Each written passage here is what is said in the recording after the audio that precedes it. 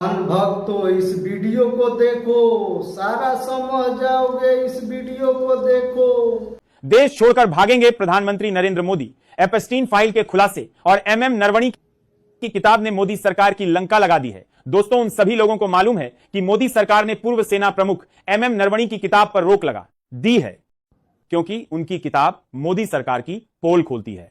गलवान में हमारे 20 जवान शहीद हुए थे या फिर हत्या कराई गई थी। प्रधानमंत्री नरेंद्र मोदी ने चीन से कोई डील तो नहीं की, यानी कि मोदी सरकार को लेकर बड़े बड़े खुलासे एमएम नरवणे साहब की किताब में हो सकते हैं, इसीलिए किताब पर रोक लगा दी गई। अगर किताब सार्वजनिक हो जाती, पब्लिश हो जाती, तो मोदी सरकार हिल जाती। यहां तक कि टीएमसी विधायक की भविष्यवाणी सच साबित हो जाती। नरेंद्र मोदी को देश छोड़कर भागना पड़ता। दोस्तों, इधर एपस्टीन फाइल भी तहलका मचा रही है। एपस्टीन फाइल खुलते ही प्रधानमंत्री नरेंद्र मोदी और देश दुनिया के बड़े बड़े दिग्गजों का नाम आते ही पूरी दुनिया में कोहराम मच गया है। हमारे प्रधानमंत्री, जिन्हें हिंदू हृदय सम्राट कहते हैं, सनातनी कहते हैं, महामानव कहते हैं, इतनी घटिया कृत्य तो शायद नहीं कर सकते मेरे हिसाब से, लेकिन एपस्टीन फाइल में मोदी जी का नाम आया। यह कहा गया कि ट्रंप को खुश करने के लिए, अमेरिकी प्रेसिडेंट को खुश करने के लिए मोदी नाचे और गाए थे। दोस्तों, एप्स्टीन का पूरा एक आइलैंड बना हुआ था। जेफरी एप्स्टीन एक, मतलब क्या कहें, इतना घटिया इंसान था ना, और उस आइलैंड पर इतनी घटिया घटिया हरकतें होती थी ना, क्या ही बताएं।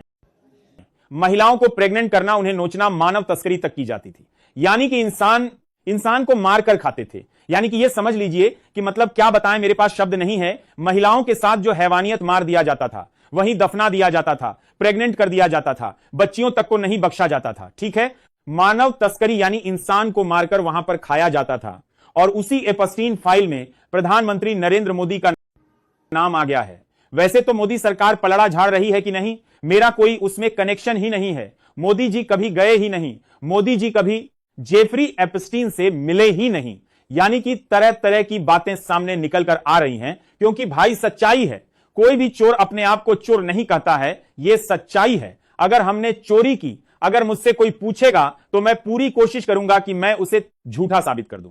कोई चोर अपने आप को चोर नहीं मानता, चोर नहीं कहता, अपने बचाव में हमेशा उतरता है। तो भाई, सरकार पर आरोप लगे तो सरकार इसे निराधार ही बताएगी। यह तो जांच का विषय है कि सच में मोदी का नाम एप्स्टीन फाइल में है या फिर नहीं है। अब इल्जाम भी सरकार पर लगा और सरकार ही कह रही नहीं नहीं, ये इल्जाम झूठे हैं। ये तो मजाक हो गया ना।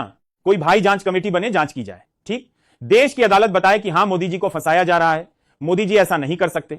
लेकिन दोस्तों, इसी बीच एक बड़ी खबर चर्चा का विषय बन गई। नव भारत टाइम्स की रिपोर्ट है, जहां पर टीएमसी सांसद ने कहा कि जैसे श्रीलंका के प्रधानमंत्री को इस्तीफा देकर देश छोड़कर भागना पड़ा, वैसे ही प्रधानमंत्री के साथ होगा। यानी कि मोदी जी इस्तीफा देंगे और देश छोड़कर भागेंगे। देखिए, खबर में लिखा है, नव भारत टाइम्स की रिपोर्ट है, श्रीलंका के राष्ट्रपति जैसा होगा हाल। पीएम मोदी को इस्तीफा देकर भागना पड़ेगा। टीएमसी विधायक इदरीस अली ने और क्या क्या कहा, सारी चीजें आज इसी वीडियो में हम चर्चा करने वाले हैं।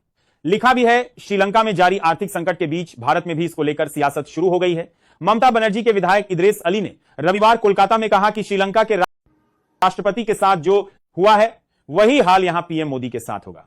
श्रीलंका में जारी आर्थिक संकट के बीच बंगाल में सत्तारूढ़ तृणमूल कांग्रेस के विधायक इदरीस अली ने पीएम मोदी पर निशाना साधा है।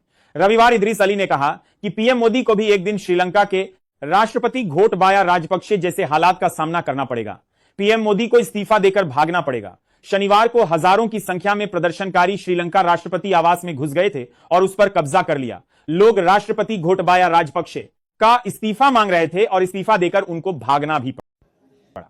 इदरीस अली ने रविवार कोलकाता में पीएम मोदी पर हमला बोलते हुए कहा कि श्रीलंका के राष्ट्रपति के साथ जो हुआ है, वही हाल यहां पीएम मोदी के साथ होगा। भारत में मोदी जी पूरी तरह फेल हैं। श्रीलंका से ज्यादा यहां का बुरा हाल होगा और पीएम मोदी जी भी इस्तीफा देकर उन्हें भागना पड़ेगा।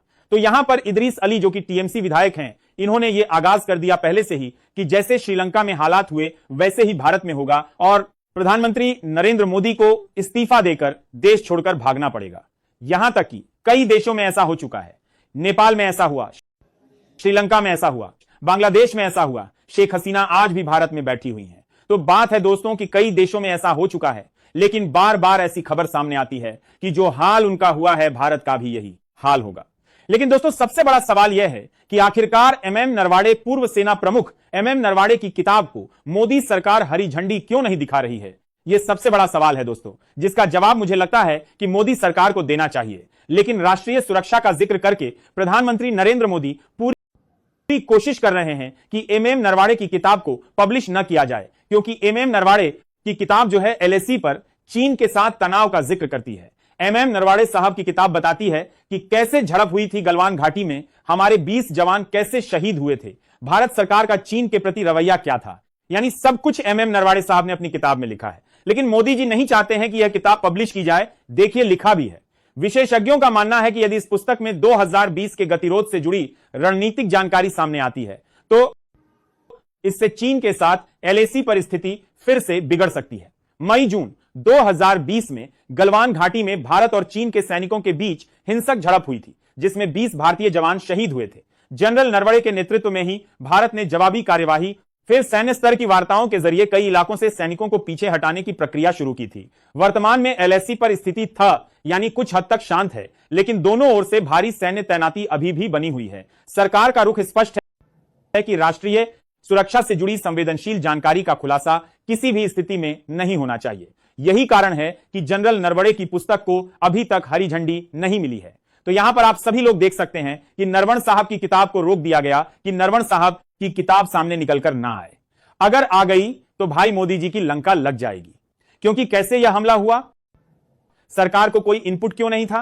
चीन ने अपने क्या किए, एक्सपर्ट को भेजी, जो मार्शल आर्ट एक्सपर्ट थे उनको भेजा, और उनको भेजने के साथ साथ जिस तरीके से उन लोगों ने धोखाधड़ी की, यहां तक कि हमारे 20 जवानों की जो है वो कहीं ना कहीं जान ले ली, तो मतलब इसकी एक गूढ़ रहस्य कह लीजिए सामने निकलकर आने वाला था। लेकिन एमएम नरवणे साहब की किताब पर रोक लगा दी गई। एप्स्टीन फाइल पर सरकार ने अपना रुख स्पष्ट कर दिया कि भाई हम कुछ भी, हमारा कोई कनेक्शन नहीं है। अब यहां पर पूरी कोशिश दोस्तों की जा रही है सरकार को बचाने की। बाकी आप लोगों तो पूरी कोशिश के लिए कि क्या राय है कमेंट करके जरूर बताइएगा। वीडियो को लाइक शेयर, अगर चैनल पर नए हैं सब्सक्राइब करके सपोर्ट कीजिएगा। मिलते हैं अगले वीडियो में, तब तक के लिए बहुत बहुत धन्यवाद।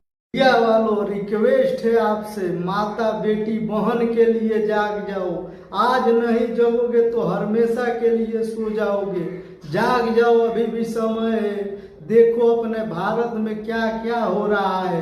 कितना बेटियां गायब हो जाती है, घर से बेघर हो जाती है, कितना बच्चे गायब हो जाते हैं। देखो क्या से क्या हो रहा है। ये जो आया है स्टिंग फाइल, इसमें हम सबको बर्बाद कर देगा। आप लोग अभी भी जग जाओ, नींद से उठ जाओ, आवाज उठाओ अपने भारत के लिए, नहीं तो हम लोग हमेशा के लिए सो जाएंगे भाई। और रिक्वेस्ट है आपसे कि ज़्यादा से ज़्यादा आप लोग इस वीडियो को शेयर करिए, हर एक किसी के पास पहुंचना चाहिए।